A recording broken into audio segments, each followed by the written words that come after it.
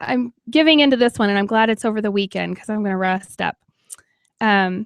We have coming up Senator Anna McKinnon. She's formerly Anna Fairclough, and she recently got married. She'll be with us in a few minutes to discuss her daylight savings bill, and it would end daylight savings time, and I am all for that. I know Glenn expressed some, I don't know, there's a couple negative aspects to it, but I think that overall it'll be a good thing. So I'm looking forward to your calls later on about that. Recently, when was it? Last Friday I was on, and then this weekend we had this last weekend there was a daylight. I'm sorry, I'm all screwed up here. So last weekend we had the Alaska Right to Life conference here in Anchorage, and it was so good. There were some really good speakers up for that. And the Duggars, Jim Bob and Michelle Duggar from 19 Kids and Counting came up and talked to us. And Matt Walsh, who's a nationally known blogger, he was here giving some thoughts on social media. The conference was so good, so I wanted to cover a couple of the things that happened at the conference. There was a part where they talked about sidewalk advocacy, how to go on the sidewalk and talk to people, and when you're next to the Planned Parenthood clinic or the abortion clinic, and try to reach out to them in love and not try to condemn them for condemn them to hell or be horrible to them, but to reach out to them in love, because that's what it's all about. We're trying to reach out and give them an alternative, not push them away from us. And I think that was really an important point that they had at the conference. Of course, Matt Walsh, he talked about social media and the age we're in with that. And he was saying, don't be afraid to speak out, on Facebook, Twitter, your blog posts, anything like that. We have such a voice here. We are on the side of truth. We are right. We don't have to be afraid to speak out about it. People will post on Facebook all kinds of things that are pretty much useless. They mean nothing. I'm eating cereal right now. I mean, I do it myself, but there is genocide going on right now, and we just act like it's no big deal. I think people become too comfortable with it, and I am, for one, going to start talking out about it a lot more and being more forceful with it. We can win this argument. We are winning this argument. Abortion clinics are closing at huge rates now. I mean, you hear about one every day almost that's closing, and that is good. This is murder, people. I mean, it's a huge deal. So there was also a guy from the Radiance Foundation who was on and who was up here, and he was talking. He was conceived in rape, and he had some very powerful things to say about that. He was adopted at 6 weeks old. He was raised in a multicultural family. He has grown up to make such a huge impact on in the lives of others. And he actually is married and has 4 kids of his own now, and 2 of them are adopted. So, I mean, how many lives has his life affected? Every life matters. And another thing that they were talking about at the conference, they say we support life in all forms from conception to the end of natural life. And I thought that was interesting because that's not something that I think about all the time, the end of natural life, because there's suicide. I guess assisted suicide is the term for it now. Bills going through legislatures in different states, and I think here also. And, I know it's a sensitive issue, but I don't know. I haven't been in that situation, so I can't, none of my family members have wanted to have assisted suicide. And, I don't know how I feel when I'm in that situation, but to me, it does take the right to life and to the effectiveness of my life out of the hands of my Creator God. And I believe in a God who heals. So how can I say that, there's never going to be a time when I don't know, it's kind of a sticky subject, and you constantly hear about terminally ill patients who live longer than they're expected to. So what right is that of ours to decide when our lives should end? Anyway, that was kind of a brief go over of the conference. Jim Bob and Michelle Duggar gave their story, and it was really interesting, and the food was great. Alaska Right to Life did a very good job of putting that whole thing on. 569-1080 is the number to the studio if you want to call and talk to me today. Again, it's Free Flower Friday. We're giving away a free $50 flower bouquet from My Lord's Floral. So we appreciate them for that. And that will be later on in the program. If you can call, and I don't know, we'll take the, I'll give it away then. I don't want to give it away too soon. So call in and later on in the program. We're going to have Anna Fairclough coming on up. Actually, she's Senator McKinnon now. I keep forgetting that. She'll be calling in at 5:15. So I don't know about you guys, but I do watch Downton Abbey. It is not the best of programs, but it is something I watch. And they had some really good things stick out to me the other day on the program. And I know that there's other moms out there who are just hanging their heads in shame with me about that program. But it is one of the cleaner ones on TV, and it's on PBS. So how bad can it be, right? Anyway, it had a couple quotes that stuck out to me. One was, "Harsh reality is better than false hope," and I really like that quote. It there's so much out there about negativity. There's lots of things going on in the news that make us just go, oh, how can why do I even want to pay attention to all this stuff going on? I'm just going to, go watch a stupid movie or watch TV and just zone out of it all. But really, what is going on in our world is going to affect us. It is affecting us. It's going to impact our children and their futures. And we need to wake up to this reality and know that we can make a change now. You can go on the Alaska Legislature website and look up any bill that is going through the legislature right now. You can look up who's sponsoring it, call them, let them know that I looked up today, and you can look up education, you can look up topics on Constitution, on marijuana, the marijuana debate going on right now, all those things going on. And you can find out which legislators are sponsoring those bills. And, you need to give them I guess you need to call and you need to let them know what your thoughts are in these things. Let them know, I support this or I don't support this, because some of them keep tallies of all these things. And so, they need to know what our thoughts and our stances are on these things. You're listening to Hot Talk, KOAN 95.1 FM, 1080 AM. This is the Glenn Beagle Show, and stick around. We'll talk to Senator McKinnon on the other side of this break.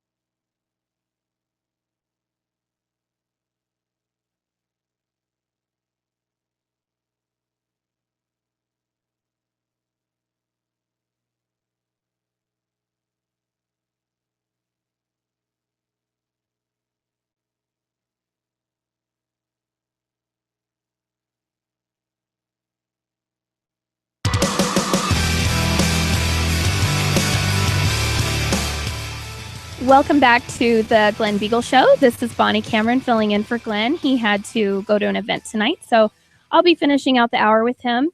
You're listening to Hot Talk, KOAN 95.1 FM and 1080 AM. The number to the studio is 569-1080. And joining us on the phone is Senator Anna McKinnon, formerly Anna Fairclough. I don't know how many people still call you that, but... Bonnie, I call myself that on occasion. It's still pretty new, right? It is. Just several months, but I didn't get that marriage certificate, I think, until late November, December. Well, congratulations on your marriage. That's exciting. Thank you so much. Well, thank you for joining us today to talk about your bill. And I have some other questions, too, after we get to talk about that. But I was really interested to see your survey that you had put out there. I wish more legislators would do that. I really appreciate you trying to get a feel for what the public thinks about this bill. What has your results? Do you have any results to share? Or certainly we do. We released the survey. I believe it was either 9 or 10 o'clock on Tuesday. Okay. And as of about as of early afternoon, this afternoon, we had about 2,400 responses from Alaskans across the state. Wow. So not a specific area. I don't have all the details yet. We can just see who's coming in and the yays or nay. We pulled a preliminary piece of data from online, and it's showing about 75% of those responding are responding that they support the idea of the elimination of daylight saving time. Certainly it's not a statistically valid poll, but we have tried to reach out to actually the opposition. So we've sent the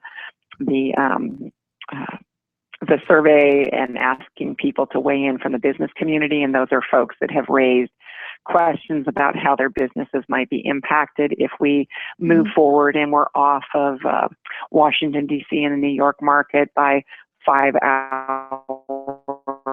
And I had 1 hour left to fly a float plane that needs to have sunshine to be able to land. So there's different parts of our community that are affected differently by doing this. But overall, right now, it still seems to be way ahead. I know there was a statistically valid poll that was taken when I introduced this legislation 6 years ago. And that ran, it still broke in favor of eliminating daylight saving time, but the margin was much closer.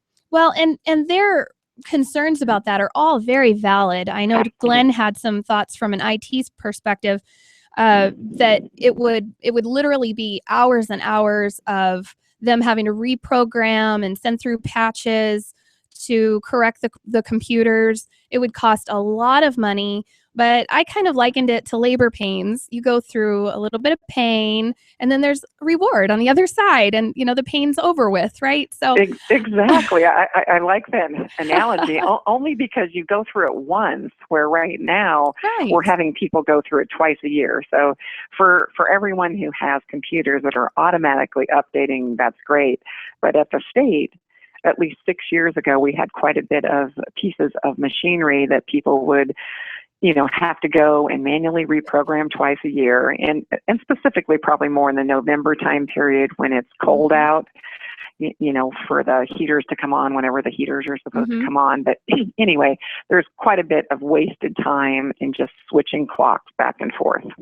Well, I was very impressed with the people who were interested on my Facebook anyway.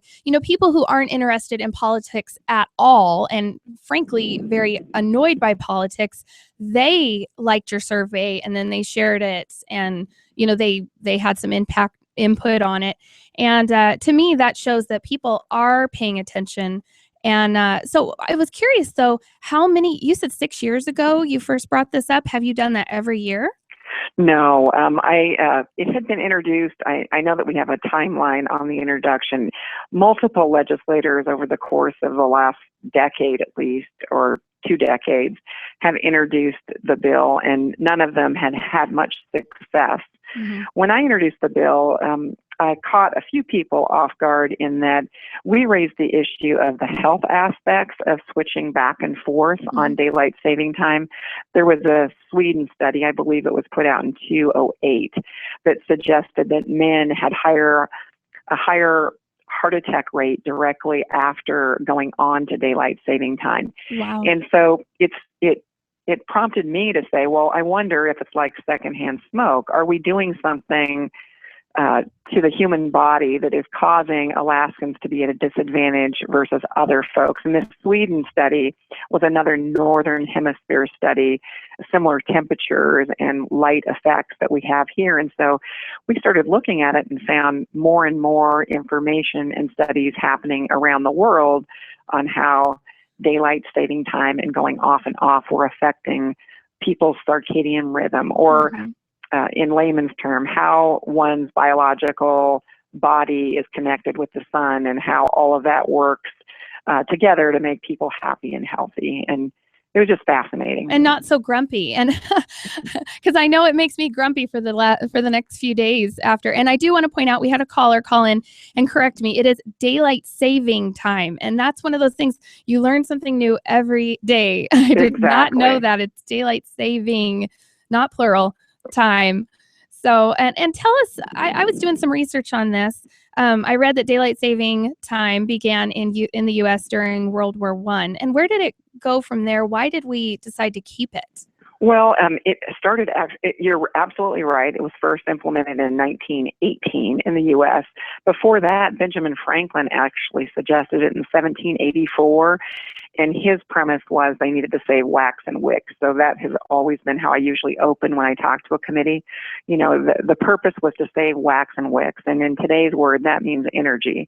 But, you know, it's just not the case, or at least we can't prove that in Alaska or even elsewhere in the U.S. But after World War I, we adopted, or the U.S. adopted, the 1966 Uniform Time Act. And then in 2005, actually, they took up an energy policy that extended daylight saving time from almost another month. And so since 2005, we've been practicing daylight saving from the second Sunday in March to the first Sunday in November. So almost 7 months of extending this time. So, anyway, very, very interesting. That is very interesting. And so this is a layman's question, would we stick with the daylight saving time, or would we do the fallback? We would just get rid of daylight saving time, correct? Well, you know, that is the huge question. When we originally started researching the bill for introduction this year, what we wanted to do was go on to daylight saving and stay there, because that way we would only be off of the financial markets by 3 hours for 5 months out of the year, and we'd only be practicing out of sync with the rest of the U.S., or at least the East Coast markets, for 4 hours for the 7 months that when they went back on to daylight saving. But the health issue is really just flipping back and forth. What we found out in our research, though, is we can't advance ourselves to stay there, that we have to have, and I believe this is fact, that we have to have an administrative order, and the order has to go to the federal DOT, and we have to make a request to actually change our time zone. And so this creates another issue for us, Bonnie, in that Southeast Alaska is significantly running, at least in previous polls, and we believe it's consistent in a survey that we have out there now. They want to be on Seattle time, and they feel a close relationship with Seattle.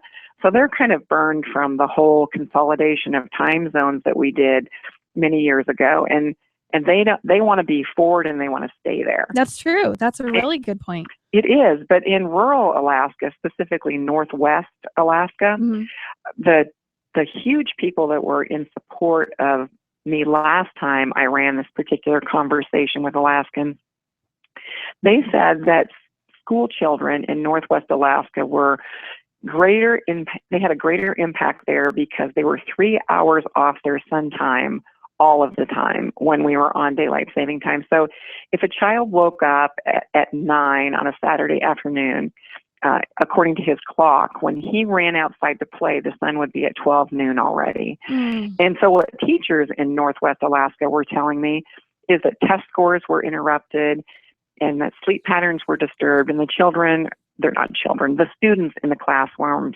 were, I won't say agitated, but more active and harder to get them to focus on things with this switching. And what the science tells us now is that children have a harder time adjusting to what we would describe as jet lag. Right. And so daylight saving and the advancement of time and back and forth is it creates a jet lag, and some people get over it immediately and don't understand the problem at all. Senator, can I hold you over till the next break and we can continue this? Sure. Thank you so much. You're listening to the Glenn Beagle Show on Hot Talk KOAN 95.1 FM and 1080 AM.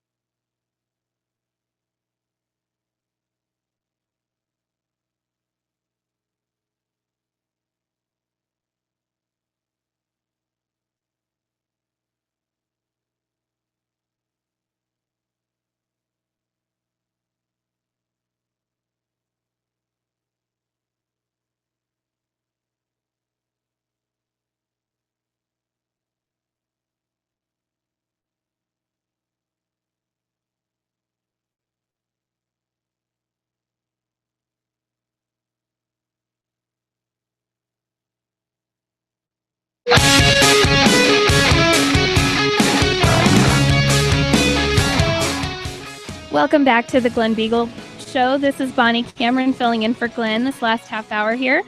We will be doing a flower giveaway for a $50 bouquet of flowers to my Lord's Laurel here in about 15 minutes or a little bit less than that. We still have joining us on the phone Senator Anna McKinnon. Thank you again for being on with me. Before the break, we were talking about the students in Northwest Alaska. Can you kind of go back to that, because I think that's a really good point.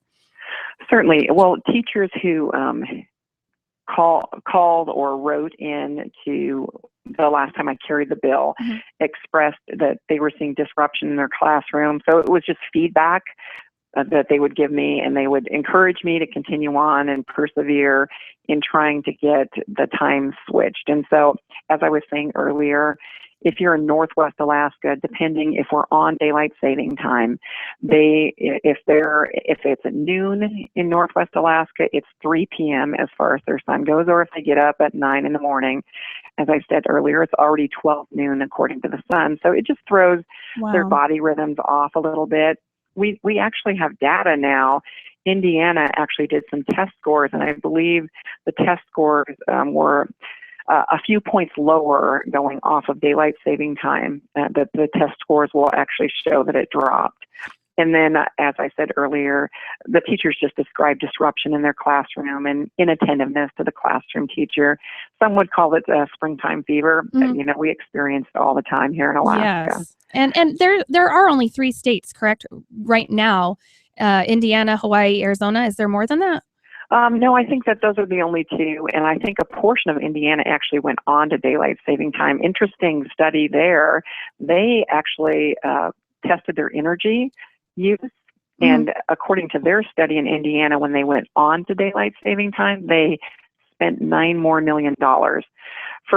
For Alaska, when we look at energy, and we've tried to look at that before, and we tested one, I can't remember which electrical generation utility that we contacted, but they gave me some data, and what they said was it's more electricity use in Alaska is more dependent on the temperature outside and weather conditions than anything else. So it's really hard to compare a year. Well, that is so true. I mean, just look at your electric bill or your gas bill. You can see the temperatures when it gets colder, it goes higher. You got it. So that's so true. Now, I'd like to move on a little bit. Well, first of all, I wanted to know where this is at and what it's looking like. Do you have a lot of support? It appears that I have support. The next committee, so it was in State Affairs. It was heard, and they moved it out, and it's sitting in the Senate Finance Committee, which I am chairman of. And so we probably won't hear it next week, but maybe the following week. We want to give Alaskans an opportunity to not feel rushed on the issue, that they have time to look at the survey and contact my office. So the survey, if I might, is at alaskasenate.org/DST. So we understand that there are negative consequences to moving time in Alaska, and we want to make sure that all Alaskans have an opportunity to weigh in and make sure that their issues are heard. Well, and if it is important to that many Alaskans and they're feeling that strongly about filling out the survey and giving their thoughts on it, I think that's great. I love it when people get involved. Exactly. So I'm really excited about that. Now, you said you're the chair of the Finance Committee.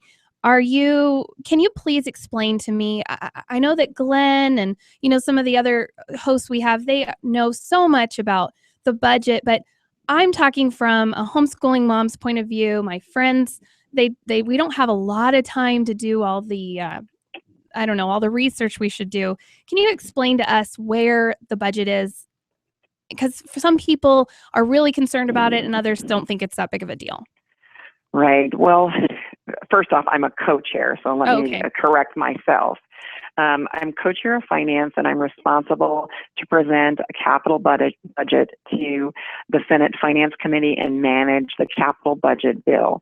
So if I could first speak to the capital budget, the governor has proposed approximately $150 million of general fund dollars, and most of it's being used to match federal dollars. be able to provide that amount of money coming into the state. So there's about $1.2 billion federal dollars that we're able to access by pledging support for particular projects of that $150 million. I've been interviewed and asked whether that number will go up once the Senate sees it. That's typically happened in the past, where we add projects to what a governor has proposed. But what I've told the people of Alaska and those that are coming into my office is I've always wanted to do the process a bit differently. And so I think that you'll see the number go down before you see it go up. And so we're having a conversation specifically on the capital budget, looking at how the governor has funded the capital budget. And what I mean by that is all governors reappropriate money, so it's very typical to do. But in these tight times, I think the Senate will want to review closely each project that money is being taken away from and where that money is going. Well, does that make sense? It does. And really, education takes up so much of that. Will we be able to stop spending so much in education? And how are you for that? Well, so that leads over to the operating budget. So there is some education money that can happen inside of the capital budget. There are schools that are outside of urban areas that the state funds 100% of those projects. So some of those are in the capital budget. But what you're referring to is under the leadership of Senator and co-chairman Pete Kelly out of the Fairbanks area, and he is controlling and managing the operating budget. And so the Senate is looking very closely at those dollars too. So if I could, I'm trying to real quickly draw out my budget book so I can give you some accurate numbers as I talk. But we have been managing a budget that has been a combined budget of over $11 billion in the last year or so. And we right now are projected to be $3.5 billion short. Right. So what that means to you and I may be very different to other people, but for me, I've never seen $1 million. And I'm not sure if you have, but It sounds like a lot of money. And when you add another zero to that and make it $1 billion, it's sometimes hard to get your hands around. But for every dollar that we have in the state of Alaska that we spend on the operating budget, we're spending 26.18 cents into K through 12 education. And that equals inside of the budget almost $1.3 billion. That's a lot of money. Wow. And we have a lot of geography to cover in delivering that K through 12 education. I mean, we're bigger than multiple states combined. I mean, we have more coastline than the entire U.S. But Alaskans live here, and we know how big our state is. We're spending another 26 cents on health and social services, and we're spending another 13.5 cents on the University of Alaska. And then the spending drops way down to about 7 cents of every dollar that we get in general funds goes to transportation. So combined, it's a lot of money going out, and the Senate is very serious at looking at cutting where there are reoccurring costs. Because right now, how we're projecting it, so again, I'm on the operating budget, before July 1st of 2015, we are short $3.5 billion. Starting on July 1st, we're projecting another $3.5 billion revenue shortfall in the FY16 budget. And so the price per barrel can go up dramatically. Production has continued to stabilize, but it is the volatility of oil. The volatility of oil is why we have such significant reserves saved. Right. But with looking at $7 billion over the next 18 months that could be on the line for use and services, the Senate and the governor and the House are looking at some hard decisions on what we need to do to rein in spending. And so I believe, I should just say me, I support what the governor has done in removing the one-time funding. I'm not sure that it's enough. And the reason I'm not sure it's enough is that I believe it's a 3% or less cut in education. And with education spend at $1.3 billion, if you only do a small cut in education, we have an even bigger problem next year. Well, and to me, just looking in from the outside, I just don't understand what is so hard about just saying, okay, we don't need this, we don't need this, we don't need that. And, to me, school choice is a big deal. I know to you, you've been a fighter for that. Also, will we see, and we've only got a little bit left, but will we see another school choice bill come up? Watch the subcommittees. I know that Senator Kelly has specifically asked for statutory recommendations to reduce the budget. But again, we as a state try to give as much local control to communities. And so they need to make the decisions on where they're cutting.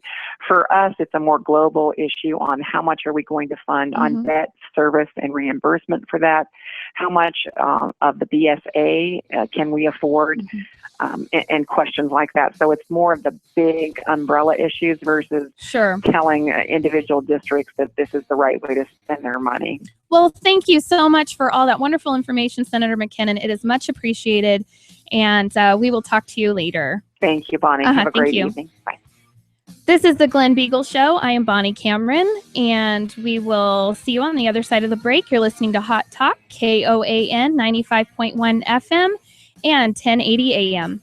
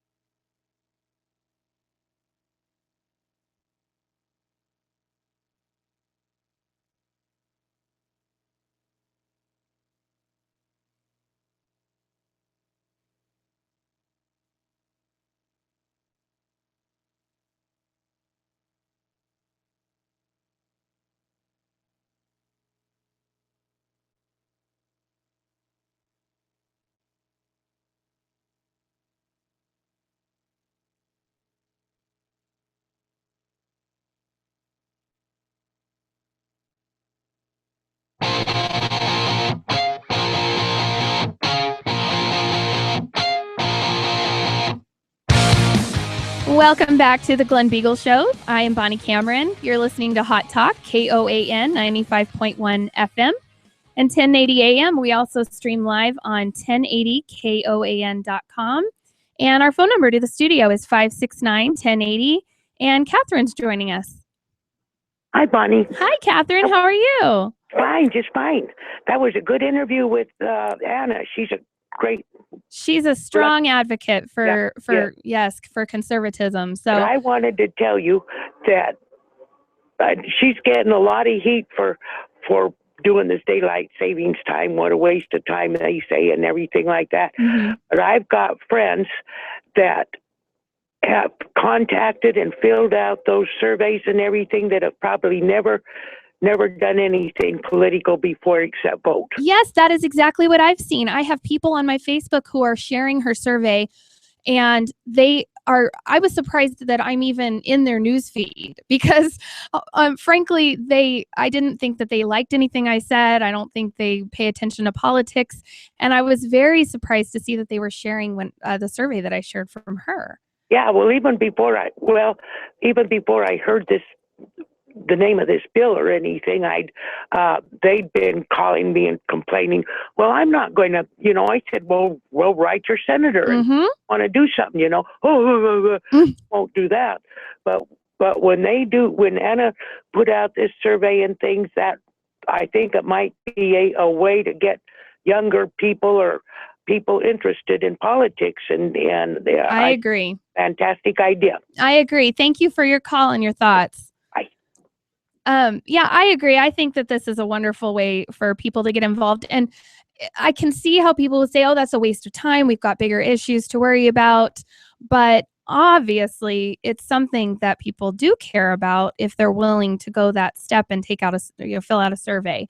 So before I forget, I want to go ahead and do the call-in for My Lord's Floral in perfect timing. It's Valentine's Day weekend. We will take caller 3.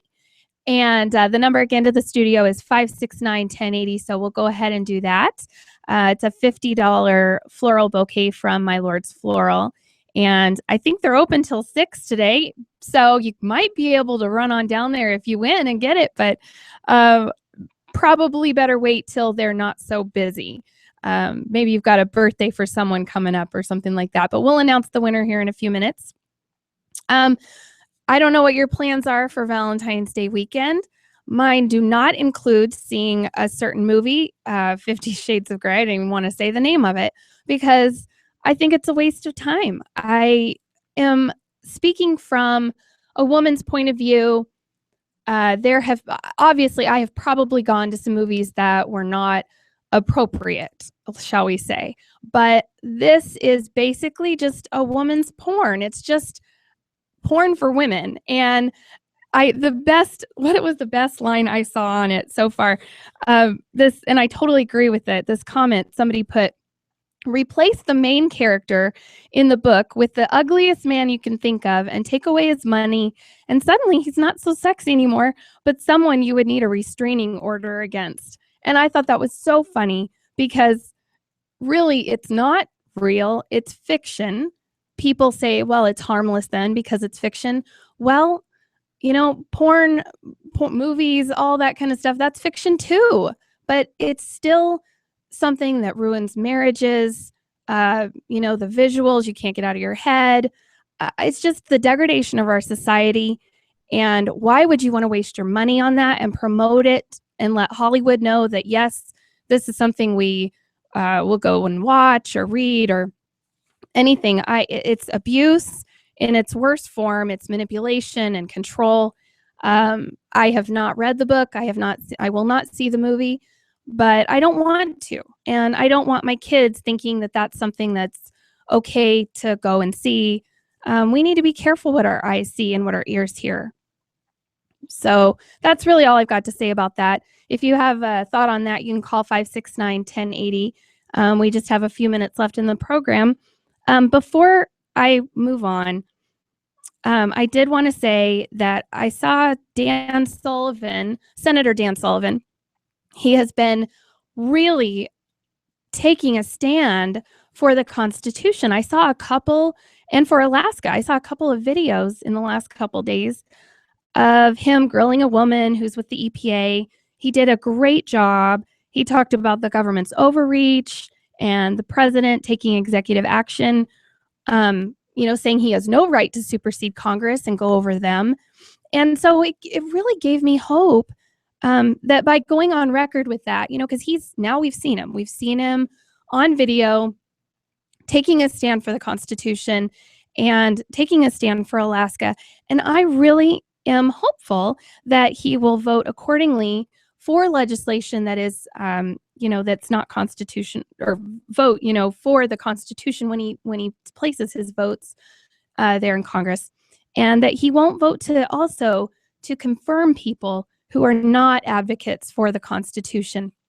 If you get a chance, don't just write your senators when you get upset about something, but write them, call them, email their offices, let them know that you appreciate the good decisions that they're making and the good things that they're doing. So I will definitely send off an email to Senator Sullivan this weekend telling him that I appreciate what he has been saying and that I hope he keeps it up, because I have been I was definitely a Joe Miller supporter, but I am really happy to see that Dan Sullivan is taking a stand. We have Richard joining us. Hello, Richard. Good afternoon. Hi. I sent you some information on vaccines. Yes, I did see that. I have not gotten a chance to read it yet. I'm going to do that this weekend. Does give you a different view. Yes, I look at all the views. I find that lately I have a big chip on my shoulder sometimes about things that I am for sure on, and I know what I believe, and I'm not ever going to change my thought on things. And then I read something that might change my mind, or I hear somebody, a different perspective from someone else. And it's really interesting. I don't know does that happen for you? I know you're a few years older than me. So yeah, research kind of proved out that, there's certain things in the government's idea of best for you. Mm-hmm. It just doesn't seem to fit well. Well, yeah, I mean, some people, like I was saying last week, some people are really for the government telling us what vaccines, they know best. The government knows best. They have all the research, and so they know what's best for us, until the government might want us to do something that we don't want to do. Well, the other one in that whole scheme of things is known as the cholesterol myth. I've not heard of that one. Oh my golly, that's another. There's so much information out there about the quote the cholesterol myth and how we were sold this diet heart idea as being the end all and do all, mm-hmm. only to find out that when you really dig and peel the research papers back, the opposite is what was really brought forward. Wow, that's really interesting. I appreciate you sending me that information. There's two books. One is called The Cholesterol Myth. Okay. Written in about 2000. And then a recent author of Dr. Sinatra and Johnny Bowden, written just in the last year or two. And it's called The Great Cholesterol Myth. Okay, well, thank you, Richard. I appreciate that. Any resources I can read and become more informed on, you can create a good stir with this one. All right, thanks, Richard, for your call. I appreciate that. And I wanted to let everybody know that Brenda was our third caller, and she won the bouquet from My Lord's Floral. Thank you, My Lord's Floral, for providing that for our listeners every Friday. And you can check back in with us next week. Maybe you can win again. We also have Wings Wednesday on Wednesdays from Wings and Things. And we appreciate all of our callers and all of our listeners. Glenn, again, he was gone for an event today. And I really do not take this for granted. I appreciate having the time to voice my opinions, and I appreciate all the different perspectives that people have. It's really important to let your senators, let your legislators know how you're feeling on different topics and issues. They do listen. How are they supposed to make decisions if they don't know where we stand on things? So I hope you join us again on Monday and have a wonderful Valentine's weekend. We'll be here 4 p.m. to 6 p.m. next Monday, and we look forward to your calls. And we've got some great guests coming up again next week. Join us in the Glenn Beagle Show on Hot Talk, KOAN, 95.1 FM and 1080 AM.